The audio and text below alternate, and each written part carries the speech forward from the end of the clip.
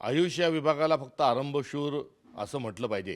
कारण बुलढाणा जिल्ह्यामध्ये 70 रुग्णालय आहेत जे सुरू झाले, त्याच्या इमारती पण क- बऱ्याच ठिकाणी पूर्ण झाल्या. मात्र हीच 70च्या 70 रुग्णालय हीच आता कुठेतरी आजारी आहेत. तिथे पुरेसा निधी नाही, स्टाफ नाही, औषध नाही आणि परिणामस्वरूप ही बंद पडलेल्या अवस्थात आहे. जी अवस्था बुलढाणा जिल्ह्याची तीच महाराष्ट्राची एकंदरीत असणारी ही अवस्था आहे. त्यामुळे उद्या महामहिम राष्ट्रपती येत असताना यासारख्या ज्या सुरू झालेल्या ज्या गोष्टी आहेत त्या गोष्टींकडे त्यांनी लक्ष द्यावं. त्यासोबतच महामहिम ज्या तालुक्यात येत आहेत त्या तालुक्यामध्ये केस गळण्याचं आणि नखं गळण्याचं एक प्रमाण, एक रेशनच्या गहू खाल्ल्यामुळे एक दूषित अन्न हे कुठेतरी सरकारच्या माध्यमातून खाऊ घातलं गेलं. 1 वर्ष झालं, सगळ्या पथकामागे पथक आलेत, मात्र ही केस गळती कशामुळे होती आणि नख गळती कशामुळे होती याचा अद्याप थांगपत्ता लागलेला नाही. एक मोठं रॅकेट हे देशभरामध्ये अशा दूषित अन्नाच्या माध्यमातून कार्यरत आहे आणि त्यांच्या दबावापोटी हा सगळा अहवाल जो आहे हा दाबण्यात आला. जो टक्कल व्हायरस म्हणून पुढे आला, त्यांनी प्रशासनाचं टक्कल एवढं उघड केल्यानंतर देखील आयुष विभागाने या संदर्भामध्ये अद्यापर्यंत 1 वर्ष लोटल्यावरही काही न करणे हे देखील दुर्दैव आहे. महामहिम येत असताना त्यांचं स्वागत आहे. त्यांच्या येण्याने ही 70 रुग्णालय ही सुरू राहतील, सुरू होतील. हा जो केस गळतीचा जो मुद्दा आहे त्या अनुषंगानं ते प्रकरण शेवटावर कुठेतरी जाईल, आरोपीवर कारवाई होईल, ते अन्न जे आहे ते भारतभरात पोहोचणार नाही अशी अपेक्षा या निमित्तानं करतो. आणि सोबतच कुपोषणाचा खूप मोठा मुद्दा हा महाराष्ट्रात भेडसावत आहे, मेळघाटात भेडसावत आहे, बुलढाणा जिल्ह्यात भेडसावत आहे. आणि अशा वेळी या संपूर्ण कुपोषणाच्या विषयावर कुठेतरी प्रशासनाने आंधळं बनून हा पडदा टाकलेला आहे. त्यामुळे कुपोषणाचा मुद्दा या ऐरणीवर यावा. शाळाबाह्य विद्यार्थ्यांची संख्या वाढत चालली आहे, सरकारी शाळा बंद पडत चाललेल्या आहेत.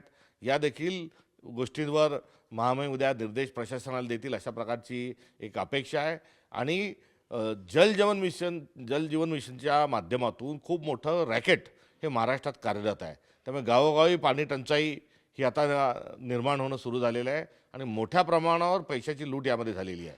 त्यामुळे लूट आपल्या ठिकाणी आहे, त्यांच्यावर तर कारवाई व्हावीच व्हावी. मात्र या जलजीवन मिशनचा एकदा शेवटी काहीतरी शेवटावर तो जावा, हर घर नल हर घर को जल हे घोषणा न राहता खरोखर या योजना पूर्ण व्हाव्यात ही स्वागताच्या निमित्तानं एक बुलढाणाकर आणि एक महाराष्ट्राचा एक प्रदेशचा अध्यक्ष या नात्यानं आमची अपेक्षा आहे. काल जे काँग्रेसचे प्रवक्ते आहेत हनुमंत पवार यांना भाजपच्या काही लोकांनी मारहाण केल्याचा आरोप होते, बंदुकीचा धाक दाखवला सुद्धा असा आरोप होता. हा आरोप नाही तर या सर्वचं CCTV फुटेज उपलब्ध आहे. एका माध्यमाच्या स्टुडिओमध्ये हनुमंत पवार हे गेलेले असताना त्या स्टुडिओच्या बाहेरच त्यांच्यावर अशा प्रकारचा हल्ला करणं म्हणजे हा माध्यमांवरही एका प्रकारे असणारा हल्ला आहे. जे हल्लेखोर आहेत हे भीमा कोरेगाव या ठिकाणीले आरोपी आहेत, हा देखील त्यांचा इतिहास आहे. आणि अशा दंगलीखोर माणसांना भारतीय जनता पक्षाचं पाठबळ किती मोठ्या प्रमाणावर आहे याचा नंगा नाच कसा भारतीय जनता पक्षानं लावला आहे त्याचे उदाहरण हनुमंत पवार यांच्या हल्ल्याच्या माध्यमातून कुठेतरी बघायला मिळतं आहे. ज्या पुण्यभूमीमध्ये, ज्या पुणे शहरामध्ये रामशास्त्री प्रभुणेसारखे लोक होऊन गेले, त्या पुण्याला आता भारतीय जनता पक्षाने देवेंद्र फडणवीसांनी तालिबान केलं आहे हे या प्रकरणातून सिद्ध झालं आहे. आम्ही कुठल्याही परिस्थितीत घाबरणार नाही. हनुमंत पवार हे अत्यंत प्रभावी पद्धतीनं आपला आवाज जो आहे, बहुजनांचा आवाज जो आहे, शेतकऱ्यांचा, कष्टकऱ्यांचा आणि काँग्रेसचा आवाज जो आहे हा अत्यंत प्रभावी स्वरूपामध्ये ते माध्यमांमध्ये मांडत असतात. त्यामुळे त्यांच्या एकंदरीत त्यांचे जे वक्तृत्व आहे आणि त्यांची जी बाजू मांडण्याची शैली जी आहे या शैलीला घाबरून त्यांना गप्प बसवण्याचं कुठेतरी कारस्थान हे भारतीय जनता पक्षाच्या माध्यमातून केलं आहे. मात्र पुढच्या काळात हनुमंतराव हे अधिक जोरकस पद्धतीनं हे आपल्या सगळ्यांच्या समोर येतील. एकंदरीत हा हल्ला हा हनुमंत पवारांवर नाही तर हा हल्ला लोकशाहीवर आहे, पुणेच्या सज्जन आणि चांगुलपणावर आहे आणि हा काँग्रेसवरही केलेला हल्ला आहे. आणि आपण सर्वांनी गप्प न बसता या गुंड प्रवृत्तीचा प्रतिकार केला पाहिजे.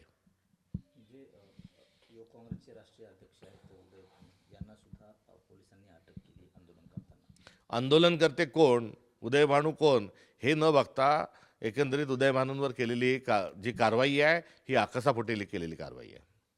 सांगली महानगरपालिकेत काँग्रेसमध्ये 2 गट पडलेत, पण चंद्रपूर पाठोपाठ तिथे नाराजी आहे असं बोललं जाते. नाही, तिथे खासदार जे आहेत, खासदार माननीय विशाल पाटीलजी आणि आमचे नेते विश्वजित कदम हे दोघांनी त्या शहरातल्या महानगरपालिकेमध्ये एक चांगलं यश आम्हाला मिळवून दिलेलं आहे आणि दोन आमचे अत्यंत सक्षम नेते. अशा प्रकारचा कुठलाही प्रसंग आणि कुठलाही वाद हा तिथे नाही. राज्याच्या तिजोरीत खडखडाट असल्याने शासकीय कंत्राटदारांची जवळपास 77,000 कोटी रुपयांची थकबाकी अद्याप बाकी आहे असं मिलिंद भोसले म्हणतात, जे कंत्राटदार महासंघाचे अध्यक्ष आहेत. मागे एका कॉन्ट्रॅक्टदाराने आत्महत्या केल्याचं प्रकरण हे आपल्या समोर आहे. नुसते नारळ फोडा, भूमिपूजन करा, वर्क ऑर्डर द्या, मात्र सरकारी तिजोरीचा खळखळाट असल्याचं वारंवार वेगवेगळ्या माध्यमातून सिद्ध झालं आहे. शेतकरी आत्महत्या करतोय, रोजगार मिळत नाही म्हणून बेरोजगारही आत्महत्या कुठेतरी करतात आहे. आता याच शृंखलेमध्ये शासकीय ठेकेदारही आत्महत्या करायला पुढे निघालेले आहेत. ही एकंदरीत या सरकारचा नाकर्तेपणा आहे, करंटेपणा आहे. या सरकारने दिल्लीत जाऊन बसावं, ठाण बांधून बसावं आणि विशेष पॅकेज महाराष्ट्राकरता घेऊन यावं. त्या विशेष पॅकेजच्या माध्यमातून सर्व देयकं जे आहेत ती अदा करण्यात यावी. लाडक्या बहिणीचे 1,500चे 2,100 रुपये करण्यात यावे आणि संपूर्ण कर्जमाफी करावी अशी आमची अपेक्षा आणि मागणी आहे. संजय राऊतांनी एक व्हिडिओ ट्विट केला ईव्हीएम घोटाळ्याच्या संदर्भात. त्यांचं असं म्हणणं आहे की म्हणजे तो व्हिडिओ होता डोनाल्ड ट्रम्प यांचा, राष्ट्राध्यक्ष. ईव्हीएमवर अजिबात भरोसा ठेवता येत नाही, त्यात घोटाळा होऊ शकतो, मतदान हे केवळ मतपत्रिकेवरच व्हायला हवं असं ट्रम्प यांनी व्हिडिओत म्हटलं आहे. जगभरामध्ये मोठ्या प्रमाणावर हा मतप्रभाव आहे.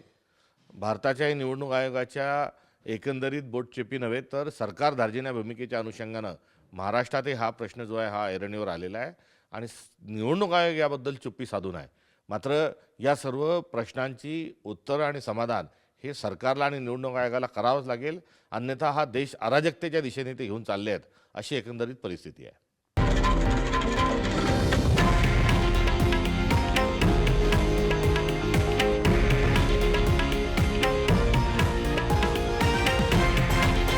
हे आहे देशातील नंबर 1 न्यूज नेटवर्क आणि आपण पाहत आहात TV9 मराठी, एकमेव.